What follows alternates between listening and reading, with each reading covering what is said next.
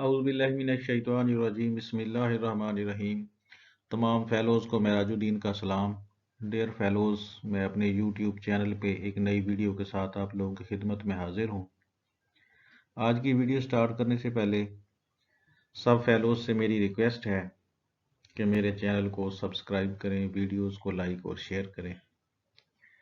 इसके अलावा मैं सबसे पहले आज अपने उन दोस्तों का, उन फ़ेलोज़ का शुक्रिया अदा करना चाहता हूँ जो मेरी वीडियोज़ को रोज़ाना देखते हैं और सबसे जो अहम चीज़ है उस पर कमेंट्स भी करते हैं, क्योंकि कमेंट्स से मुझे काफ़ी मोटिवेशन मिलती है, इनकरेजमेंट मिलती है।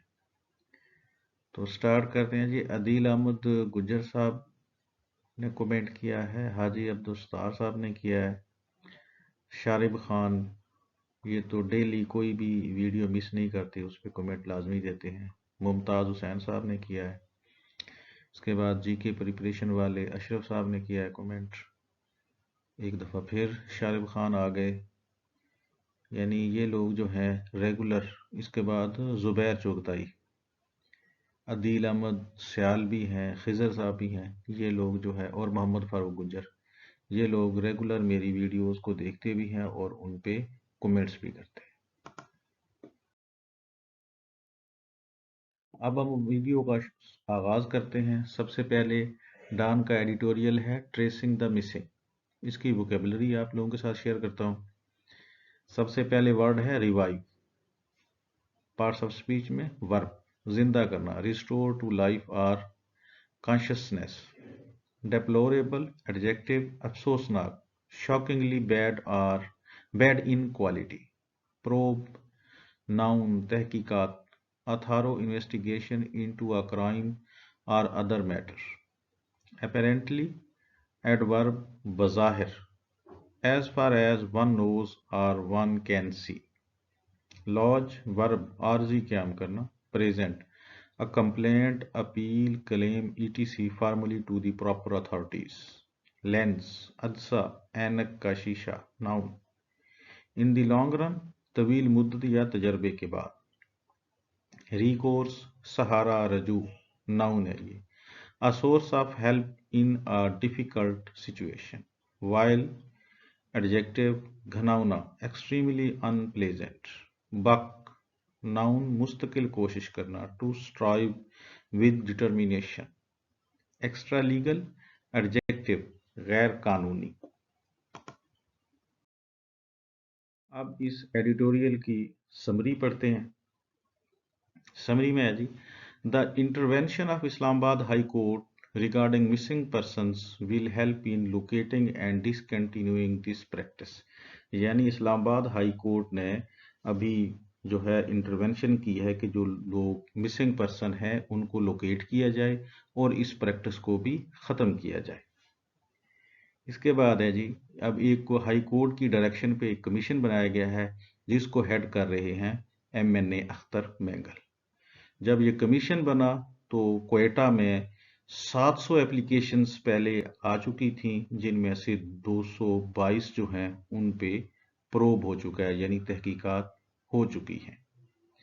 अच्छा, according to counter terrorism that some people had been killed. जो काउंटर टेररिज्म डिपार्टमेंट है उनके मुताबिक कुछ लोग जो हैं वो मर चुके हैं, जिन लोगों की लिस्ट उनको दी गई है।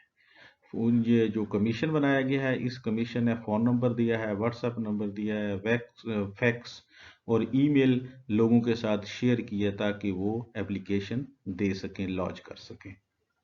कमीशन में कौन कौन से लोग हैं? एक सियासी यानी अख्तर मैंगल हैं, इसके अलावा एक लॉयर है, ह्यूमन राइट्स एक्टिविस्ट्स भी इसमें शामिल हैं। अच्छा, कमीशन जो है, a commission of inquiry on enforced disappearance has already been existed, यानी एक commission inquiry on enforced disappearances ये ऑलरेडी भी वहां पे एग्जिस्ट करता है। और इस कमीशन की रिपोर्ट के मुताबिक कुछ लोग मर चुके हैं और कुछ लोग अभी ट्रेस नहीं हुए।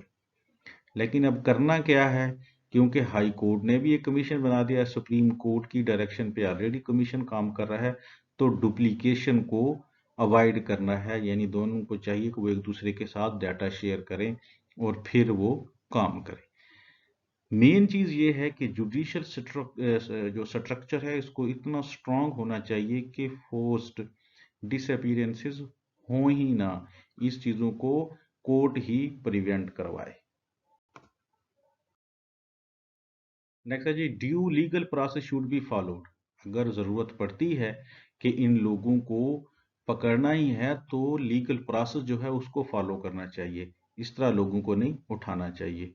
Through commission families can know about their loved ones. Commission भी जरूरी है। कमीशन की अहमियत यह है कि कमीशन के जरिए फैमिलीज को पता चल सकता है कि उनके अपने या उनके प्यारे कहाँ पे हैं। एक्स्ट्रा लीगल गैर कानूनी प्रैक्टिसेस को ख़त्म होना चाहिए और जो भी सस्पेक्ट्स हैं जिन पे भी शक है उनको बिफोर कोर्ट लाना चाहिए अगर वो वाकई उनके खिलाफ केस बनता है। अब नेक्स्ट एडिटोरियल पे आ जाते हैं। नेक्स्ट एडिटोरियल है आईएमएफ डिले। इसकी सबसे पहले वोकेबलरी शेयर करता हूं आप लोगों के साथ। ट्रेंच नाउन, किस्त, a portion of something especially money। Perceive verb, इदराक करना, समझना। इसका मतलब है become aware or conscious of something, come to realize or understand। Leeway, छूट, ये नाउन है। the amount of freedom to move or act that is available। Underscore verb, वजाहत, अंडरलाइन समथिंग। स्लीपेज नाउन है। लग्जिश, failure to meet a standard or deadline, the extent of this. Overrun verb, बर्बाद करना। Continue beyond or above an expected or allowed time or cost. Handout noun, बख्शीश, a quantity of financial or other material aid given to a person or organization. की summary को देखते हैं। Gap regarding flood related expenditures in the current physical year has been breached. यानी ये जो माली साल चल रहा है इसमें एस्टिमेटेड कास्ट के अलावा, जो बजट की एस्टिमेटेड कास्ट होती है उसके अलावा जो फ्लड या डेवस्टेशन की है उसकी वजह से जो अखराजात बढ़ने थे वो जो गैप है उसको ब्रिज कर लिया गया, अंडरस्टैंडिंग हो गई है।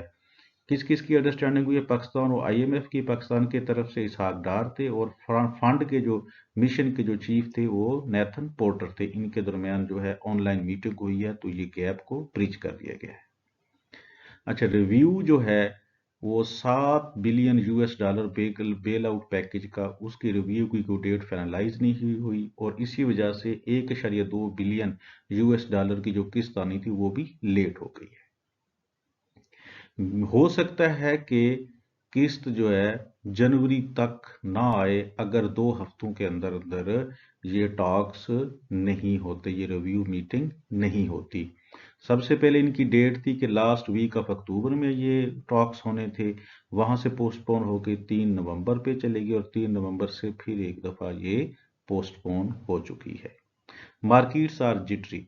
मार्केट्स जिटरी हैं, उसकी वजह यह है कि टॉक्स हो नहीं रहे, कोई चीज़ क्लियर नहीं हो रही।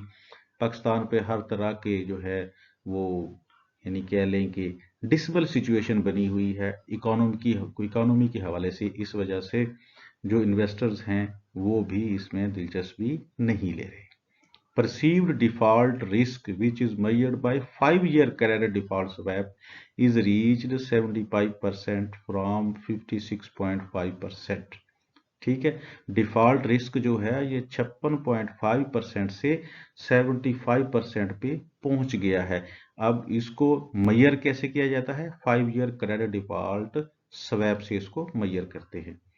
इस्लामाबाद डिफॉल्ट कर सकता है, इस चीज़ का खतरा है क्योंकि अभी 5 दिसंबर को जो सिको की पेमेंट 5 बिलियन है, सिको कहते हैं कोई इस्लामी बॉन्ड है, उनकी पेमेंट करनी है तो ये डिफॉल्ट कर सकता है।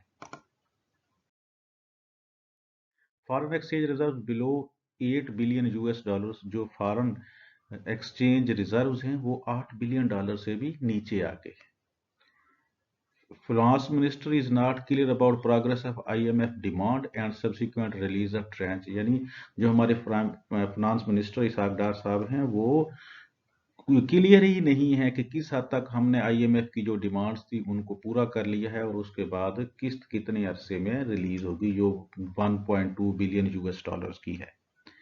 इसके अलावा IMF की जो सख्त शराइत हैं और उनको को जो छूट देना लीव वे और लीव वे ना देना, छूट ना देना फ्लड डेवस्टेशन होने के बावजूद ये शो करती है कि जो लैंडर्स हैं उनका पाकिस्तान पे कोई ट्रस्ट नहीं है और इसके साथ साथ जो हमारे दोस्त ममालिक है उनका भी हम पे ट्रस्ट नहीं है। Finance minister is frustrated over delay.